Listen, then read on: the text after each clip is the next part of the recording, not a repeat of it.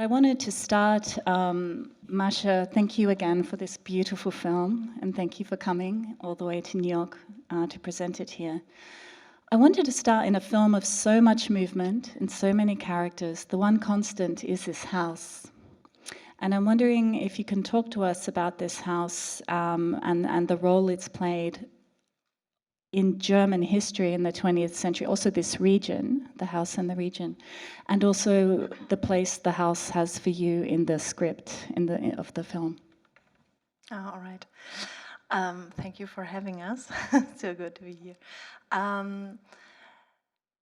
Also die ganze Geschichte hat vorher angefangen, meine Co-Autorin Luise Peter und ich, wir hatten ganz feinstoffliche Fragen, wie sich über Generationen hinweg etwas in unsere Körper schreibt.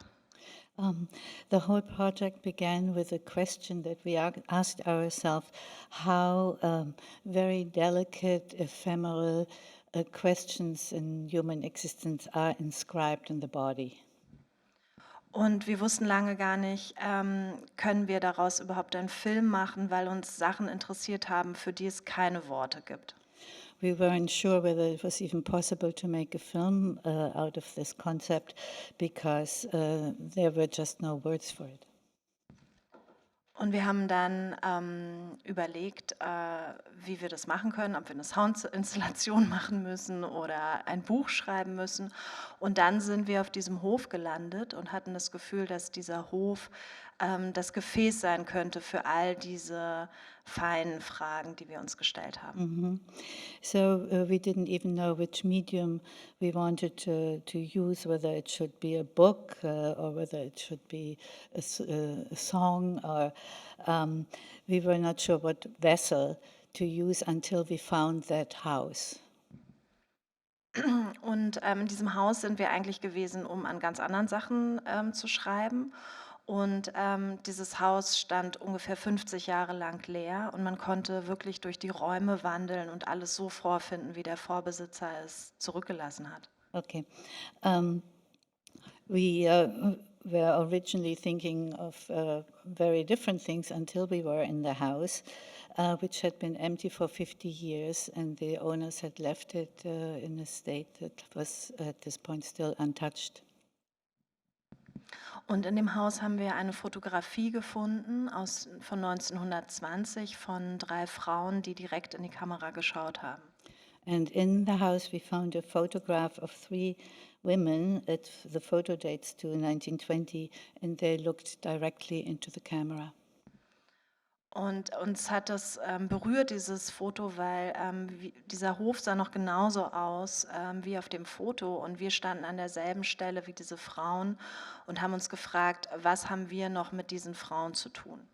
And we were very touched by that photograph because the house looked still the very same, and these women looked at us and we thought how we felt about them. Is that correct? Also was sie mit uns zu tun haben. Or what they still have in common with us, sorry. Und dann haben wir eine lange Recherche angefangen. Then we began a long research. Um mehr über diese Region herauszufinden. Und uns ging es vor allen Dingen darum, um die Gleichzeitigkeit von Zeit. Also mich hat sofort fasziniert, dass jemand an der einen Stelle im Raum vielleicht was ganz Profanes tut, wie im Handy zu daddeln, und jemand anderes an der genau selben Stelle eine existenzielle Erfahrung gemacht hat.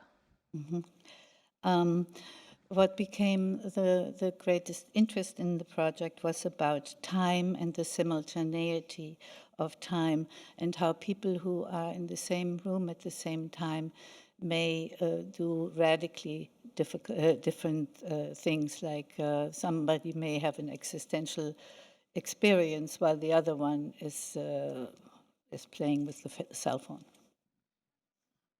Ja, und genau, so hat es angefangen, und in der Recherche haben wir gar nicht so viel gefunden. Wir haben die gesamten Bibliotheken geplündert und alles gelesen, was wir finden konnten. The research didn't even yield that much. We went to libraries and tried to find whatever we could Über diese Region auch about the region, yeah, und die Menschen, die dort gelebt haben. and the people who lived there. Und dann haben wir 2 Bücher gefunden, die eigentlich mehr in so einem Plauderton Erinnerungen einer Kindheit beschrieben haben. Then we found 2 books which in a kind of a chatty tone were memories of a childhood. Und dort wurde beschrieben, wie man die Wäsche faltet, wie der Vater die Pfeife stopft. Und plötzlich gab es aber so kleine verstörende Halbsätze, die in demselben Chatty-Tone waren, nämlich die Magd muss erst noch so gemacht werden, dass sie für den Mann ungefährlich ist. Oder eine andere Magd hat gesagt, eigentlich habe ich ganz umsonst gelebt. Okay. So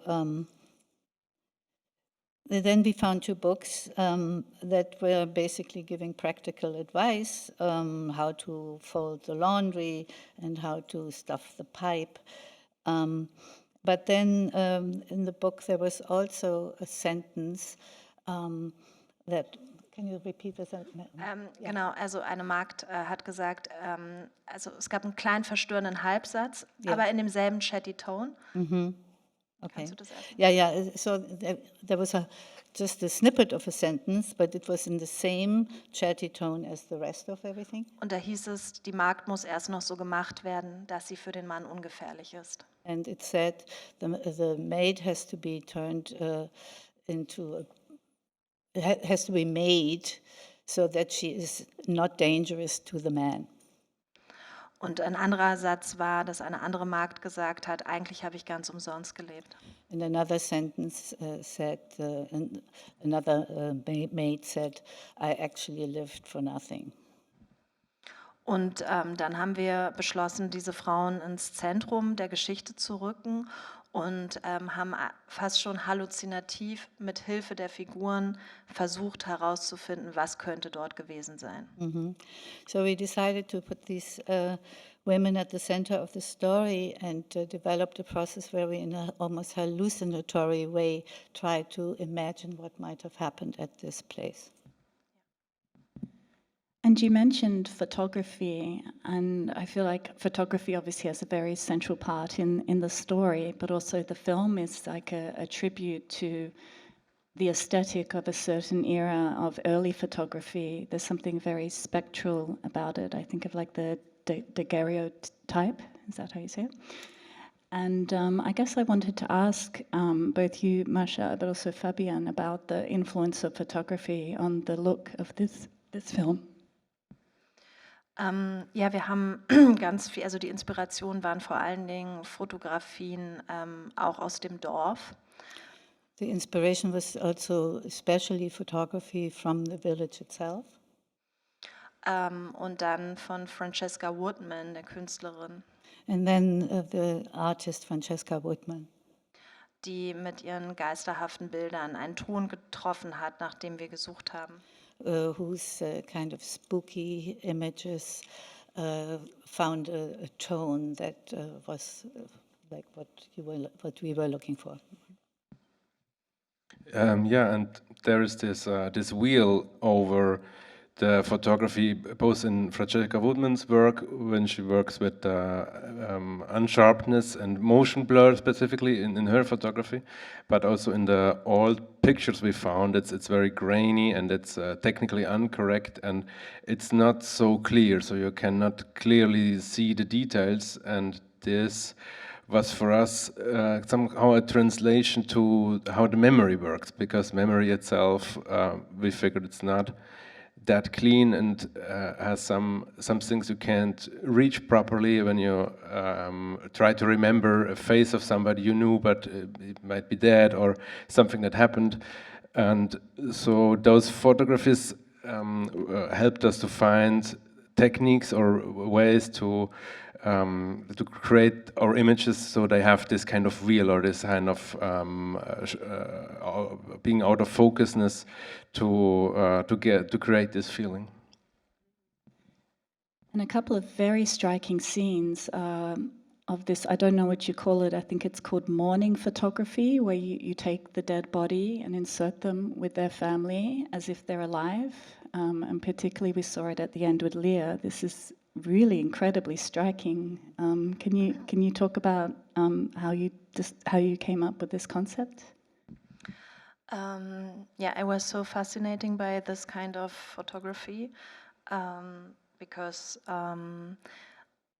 it's a culture of grieving, and yeah, it's about memories in the film and memories that we lost, or the pictures that you see in the movie are important, but the pictures that you can't see are maybe even more important. And diese Trauerfotografien haben eine bestimmte Faszination auf mich ausgeübt, weil sie auch zeigen, wie sozusagen der Tod immer mehr aus unserem Leben verschwunden ist und wie er mal viel mehr da war, da wo die Menschen gelebt. These mourning photographs have a special fascination also because they show how much death used to be part of life and how much it has disappeared from our culture. Ja, und diese Inszenierung, also auch diese Reinszenierung von etwas, was so nicht stattgefunden hat. Also es war auf dem Land unglaublich schwierig, Fotografien zu bekommen. So the restaging of what has happened was necessary because it was also very difficult to get photographs from that era. Und man hat dann halt, es war was Besonderes, was sehr Teures It was very expensive und was Besonderes. and something very special. Und deswegen wurden halt auf dem Land, wurde der Fotograf geholt, wenn jemand gestorben ist, um nochmal eine Erinnerung zu kreieren. And this is why in the countryside the photographer was called when somebody had died in order to bring this person into memory. Yeah. Und dann hat man aber eben diese Toten als Lebende inszeniert oder als Schlafende. But for the photographs, the dead were presented as if they were either sleeping or, I mean, still alive, definitely. Okay, we can take some questions now. So we have 2 mics raving. Yes, in the white t-shirt in the middle, there's just a mic coming. Oh, sorry, down here, and then we can go to that one. Hi, thank you so much for coming. I really loved the film. I was wondering where the inspiration for the through line of The Fly came from. Ja, also das war eins der ersten Bilder, die ich im Kopf hatte. Es geht, glaube ich, einfach vor allen Dingen auch um dieses Gefühl, dass wir alle auch aus einem Traum kennen, dass wir nicht entkommen können. Und in dem Moment, wo man nicht mehr weg kann, als einzige Möglichkeit, bevor man stirbt, losfliegen kann. Losfliegen? Okay.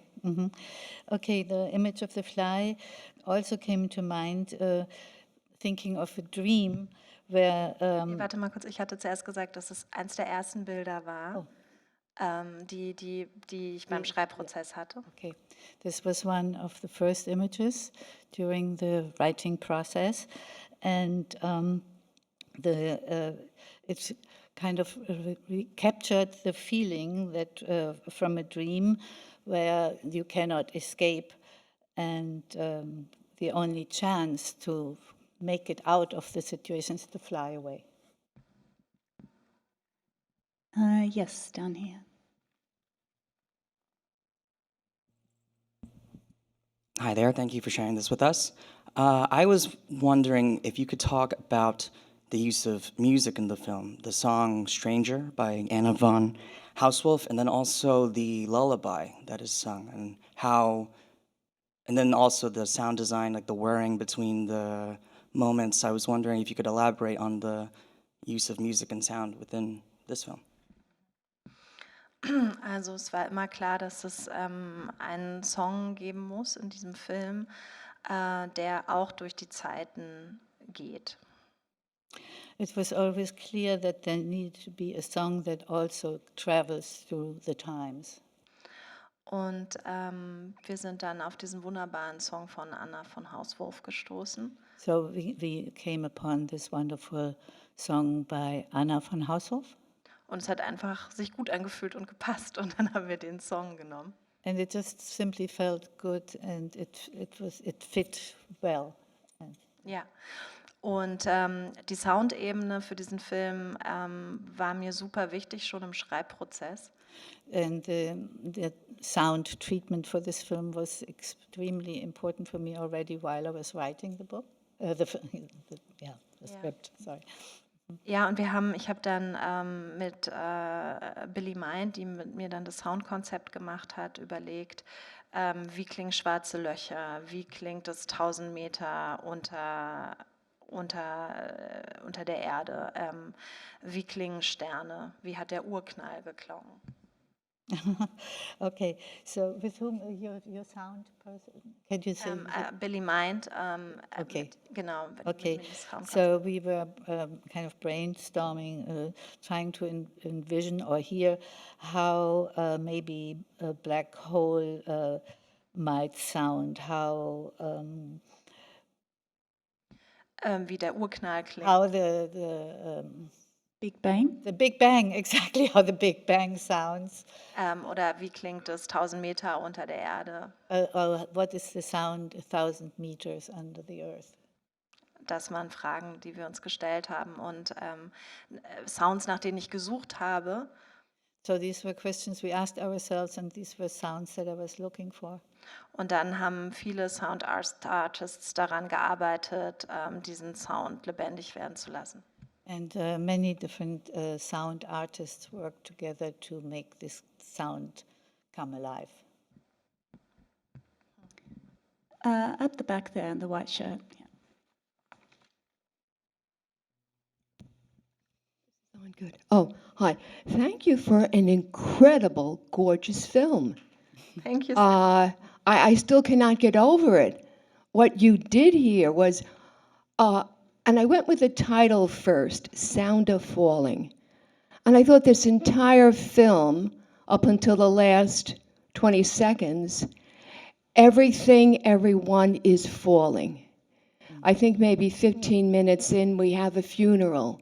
And now going towards the end, another funeral. And everyone falling, metaphysically or physically. And it's almost the only time we get the premonition is that background sound. But the heavy sound is what I mean. But it was so, it was a metaphysical falling. It was incredible. And I'm so happy that at the end we have the sound of flying. That was such a grace. And I love the square format. For me, it was like I was going through a family album. The widescreen would not have done that. But I have to see this again. Thank you, thank you. Oh, thank you so much. Thank you. And down there in the middle there, yes. Hi, thank you once again.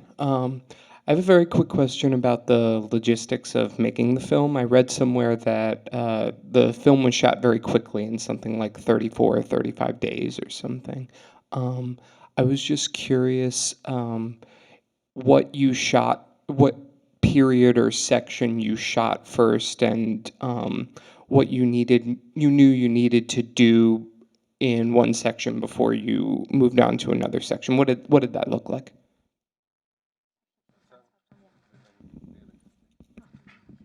Yeah, it was quite complicated logistic because we shot almost the whole film on this one farmhouse, and we used the same rooms in the different time areas. So obviously our art department had to redress, or not even redress, to change the whole walls and everything for another scene. So we really had to make out a schedule that made sense, and we couldn't stop for changing it. So we had to shoot the exterior scenes while they were changing it in the interior. And then we also had the logistics with the children who are in Germany allowed only to shoot for 3 hours per day. Made it not possible to stay in sequence, so we had to mix actually for some days the different time periods, because we had to work with one child or some children from one area and then fill the day with scenes from another time. So it was really a puzzle thing to get it all together to make it somehow. And then we had a very bad weather in this summer, a lot of rain. And yeah, so we didn't believe it would work out, but somehow it worked in the end. And only 33 shooting days. And it's in Germany, I don't know here the word, it's like a debut film. So it's like the first feature film out of film school.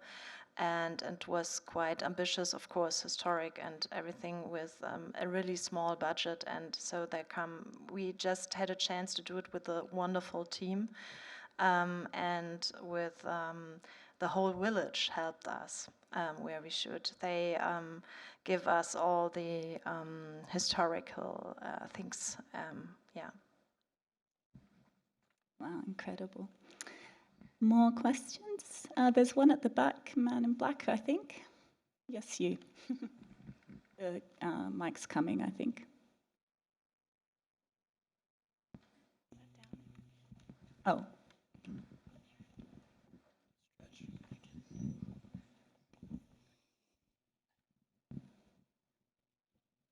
So the most modern family, the family that moved from Berlin to the countryside, I assume, to maybe flee modernity or start anew with their family. The daughter that falls towards the end, a theme that's presented to us throughout each generation is that whether, the property or the soil is, filled with some kind of grief, time and time again, all these families have to face tragedy.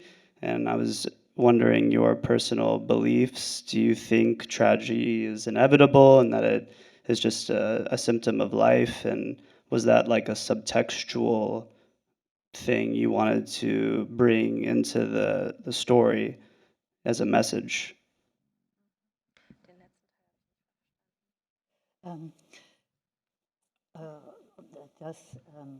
Das Leiden in Familien, dass es einfach was Universelles ist und ob das gezeigt werden soll durch auch diese verschiedenen Generationen.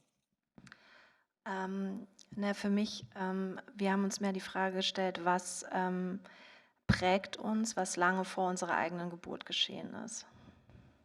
Our question was mostly what forms us and things that happened even before we were born. Und was bestimmt uns, worauf wir selbst vielleicht nie in unserem Leben einen Zugriff bekommen. And what determines us, and that might be something that we in our lives never even have a grasp of. Und uns hat das Thema vor allen Dingen phänomenologisch interessiert und physisch. And this theme was very interesting to us phenomenologically as well as physically. Und wie funktioniert transgenerationales Trauma und die Weitergabe davon? How does transgenerational grief happen and how is it transported? Trauma, nicht grief. Trauma. Trauma, I'm sorry. Ja. Was schreibt sich in unsere Körper? And what is inscribed into our bodies? Do we have time for one more? Okay, if it's a quick one, closest to the mic, is there? Yeah, just there, thank you.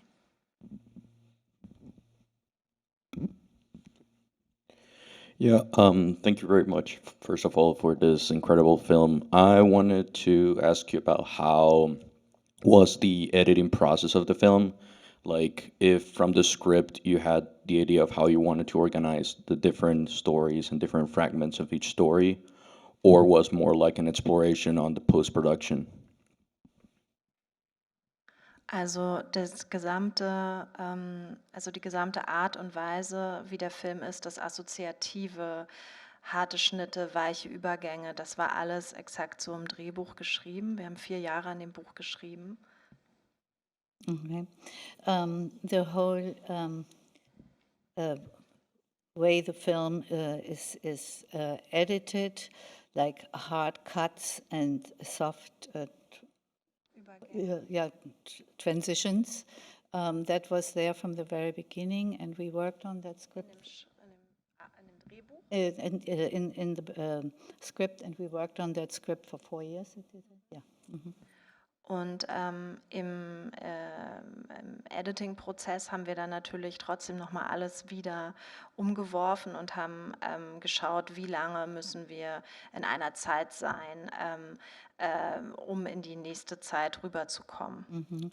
And during the editing process, we of course threw everything out again and changed it, and to also determine how long we had to stay in one time period. Ja, also wir haben es nicht geändert, sondern ja, aber egal, wir haben es einfach, also es war nochmal ein weiterer Prozess. Ja, also dieselben Sachen, die wir eigentlich beim Schreiben gemacht haben, haben wir dann nochmal im Editing-Prozess gemacht. Okay, we did the same things that in the editing process as we had done in the writing. Wow, it's a really incredible feat. So I congratulate you and the team so much on this beautiful film, and thank you for coming here, and thank you for your questions. Please thank you. Thank you.